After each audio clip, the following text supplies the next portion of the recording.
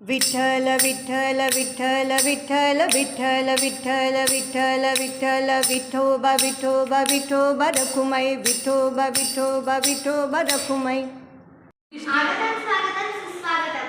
आम्ही 5वी वर्षा विद्यार्थिनी आज आम्ही तुम्हाला पंढरपूरच्या वारीवर आधारित एक भारूड सादर करणार आहोत।